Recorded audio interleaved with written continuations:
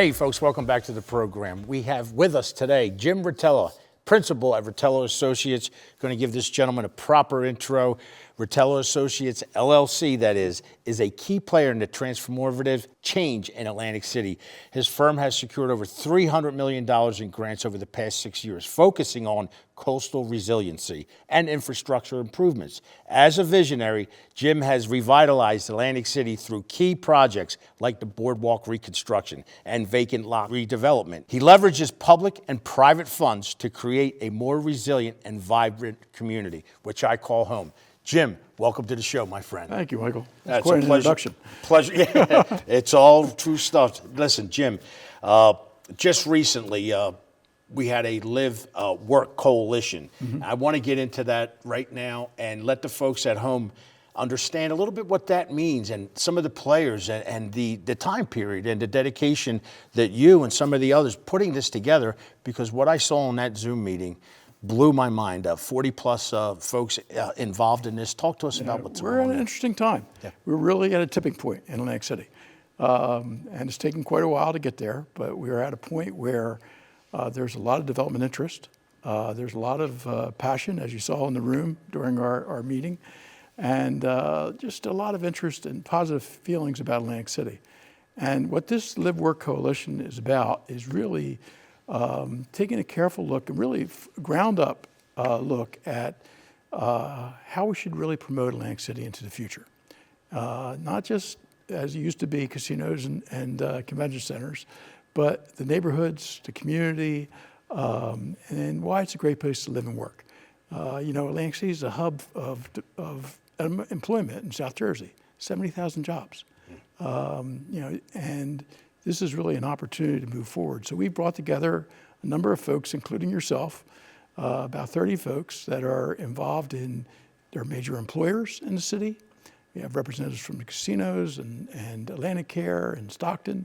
We also have many of the major nonprofits, many of the large business owners, and really, so we're tapping everybody and getting their input. So I think it's going to be a really useful process. And at the end of the day, we'll have a system, a program that will be sustainable and that will continue to really promote Atlantic City in a very consistent way, in a professional way.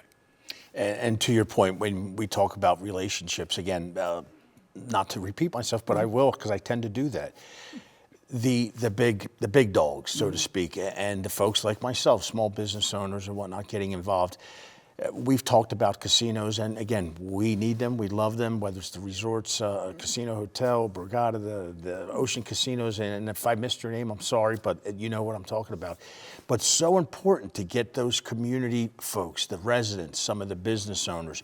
That's the tie-in that I see, and I feel the embrace from the big dogs, so to speak. I mean, in planning this and putting this out there, and what I also want to touch on too is that and the time. This is not just a quick fix. No. This is a commitment from the folks that were on that Zoom. Talk about that a little bit, because that means quite a bit. It'll really be an 18-month process. And you're right. I mean, it really involves people from the community, and they're really what their interests are, and really to promote their interests. So we really need to know what's going on and really understand what people think, what their passions are. Relationships, again, matter so much, whether it's family, businesses, to continue to, whether it's whatever side of the political landscape you are, or ethnicity or type of business, that is the most important. That's what I want to drive home here too, as well, the early part of this interview, because we sit here at Stockton University, bunch of young men and women around us, the importance of relationships and networking. Yeah, my job, one of my jobs in Atlantic City, one of our jobs is to, as you mentioned, is to find money. Atlantic City can't borrow money. So in order to do capital improvements, it has to be other people's money. And the only way you do that is with strong relationships. And, yesterday I met with Assemblyman Guardian on a project. We're constantly meeting with our legislators and our congressmen, our state representatives, because we all have to be on the same page. And certainly the mayor is a great advocate of that. And everyone understands that the only way things get done is if you work together. And so that's really been a key. Things don't happen by themselves. No one wants to fund something that isn't supported by the community and isn't supported by the hierarchy. So you have to build support. And that's what everything that we do is all about, really building those relationships and keeping those relationships. And that's the important. That was the next thing I was going to get into. Whether there's a change in Trenton or Atlantic City or the county, it's keeping those relationships, keeping a sustainable government so they have those relationships. And it's very important. When we talk about over $300 million found, I mean, it's just such a huge number, and it's probably more than that. I've just pulled that from doing some research. Right. Again, roads, small businesses, the importance of those folks coming into town, whether it is to live, work, and play, or to invest. The importance of those small things, whether they're sidewalks, banners on the streets, from the EDCs. Talk about that a little bit, because you're dealing with these folks that come in. You do, and people don't, it's hard to understand how much time it takes for things to happen. I'll give you an example. This year, a $50 million project will start to elevate Route 40 coming into Atlantic City. It floods. It's been flooding for years. That project's been on the books for 15 years. They had to buy land. They had to condemn property. They had to negotiate with property owners.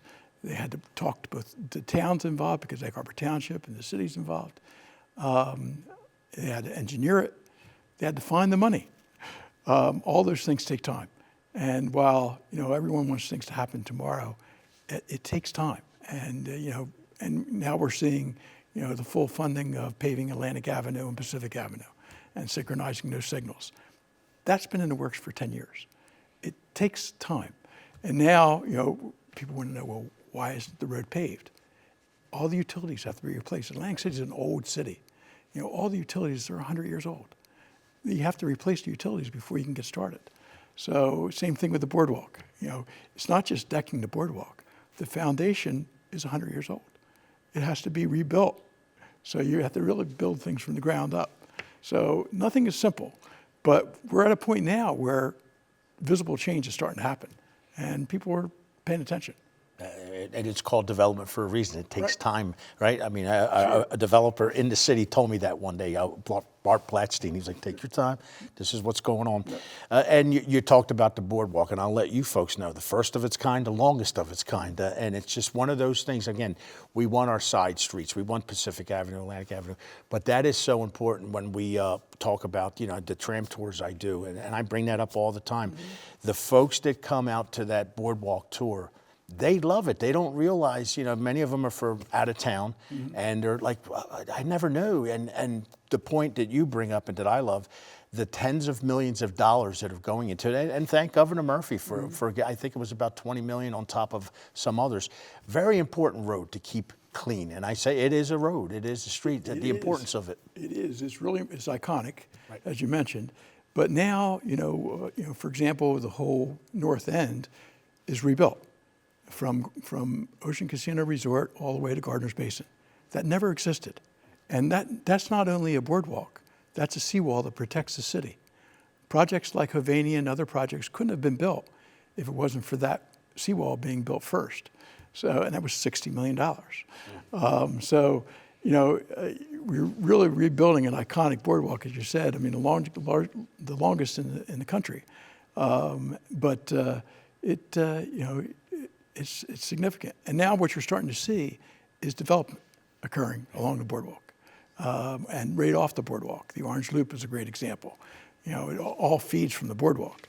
But you're starting to see those new developments come along the boardwalk, which is great. And Jim, again, we'll get some of these in before the first break, but talk about them. Let's nail down on some of those new developments, whether it's Hovania, which you just mentioned, the Orange Loop, and I'll go into a couple others that I know you're very, very familiar with, tying in with those folks, those men and women who've come into town. Talk about a few of them. Yeah, it's really interesting. We have, and it takes time, but we have a group of developers now in Atlantic City who are passionate about the city. They've come here from other areas, and some of them were born and raised in the area, and have come back, and they want to develop a community. And the Orange Loop is that type of area. Pat Fasano and Evan Sanchez and other developers that are working in that area are really have a vision. And they want there to be at least 10 restaurants in that area. So it's really a mecca for restaurants. But they want to be a place where people can live. They're building housing in the area, where they can be entertained, where they can have all their services. Everything's walkable. And it really brings people off the boardwalk, off Pacific Avenue, into a whole new neighborhood. And it's happening. There's probably 15 developments just in that 3-block area that are going to happen in the next couple of years. 4 or 5 of them are already under construction. So it's really incredible.